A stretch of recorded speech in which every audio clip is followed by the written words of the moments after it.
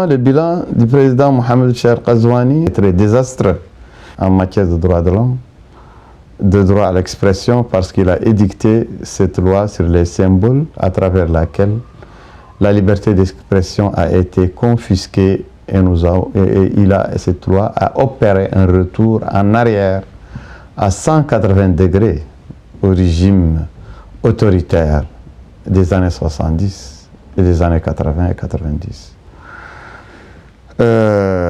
Vous avez l'exemple des jeunes qui ont été, un jeune qui a été incarcéré et lourdement condamné pour un zéro qu'il a adressé au président de la République dans un stade. Les jeunes Mohamed Lamine Ould-Moulay, qui a écopé de 4 années de prison lorsqu'il a dit que l'interdiction du parti RAG est une interdiction illégale et qui rime avec le racisme d'État. Et les exemples sont nombreux. L'exemple du poète Galongal, qui a écopé aussi de 4 années de prison, lorsqu'il a répliqué à des propos incendiaires que tiennent toujours des gens qui sont proches du pouvoir et qui sont courants dans notre société. Bon, ce sont des exemples parmi d'autres. Je pense que concernant les libertés publiques, les partis sont interdits. Tous les partis susceptibles de gêner le président et le parti au pouvoir ont été interdits. Donc c'est une démocratie taillée sur mesure, c'est des libertés démocratiques taillées sur mesure que le président Ghazouani est en train d'orchestrer pour se maintenir au pouvoir et pour maintenir son entourage dans les postes électifs, que ce soit dans les conseils municipaux, les conseils régionaux ou dans le Parlement. Donc nous assistons au formatage. Les élections maintenant, elles peuvent.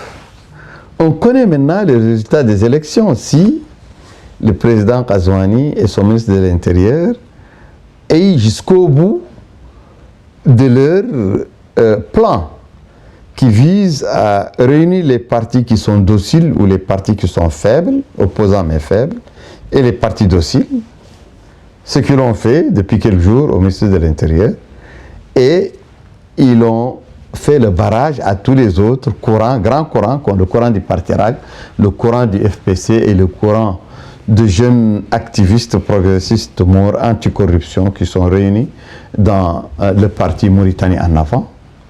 Tous ces partis sont interdits pour que le parti au pouvoir puisse, de manière très aisée, gagner les élections. Mais en plus de ça aussi, le ministre de l'Intérieur, Mohamed Lamine, depuis sa prise de fonction, il a fermé tous les centres de recensement et d'enrôlement dans toutes les communes de la Mauritanie.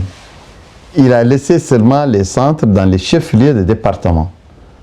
Et les Mauritaniens, maintenant, sont obligés de se déplacer, et c'est de manière très coûteuse, très difficile dans les centres départementaux, dans les chefs-lieux des départements pour se recenser. Et arrivé là-bas, encore, il y a le triage. Les populations noires et haratines sont empêchées systématiquement de se recenser parce que le pouvoir considère que ces populations peuvent voter pour les candidats qui lui sont adverses, pour les candidats qui ne sont pas favorables.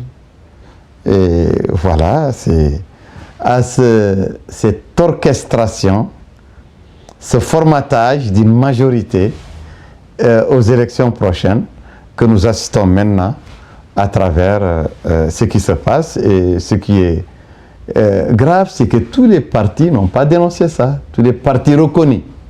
Parce que la Mauritanie est la seule démocratie où il y a des partis reconnus et des partis non reconnus.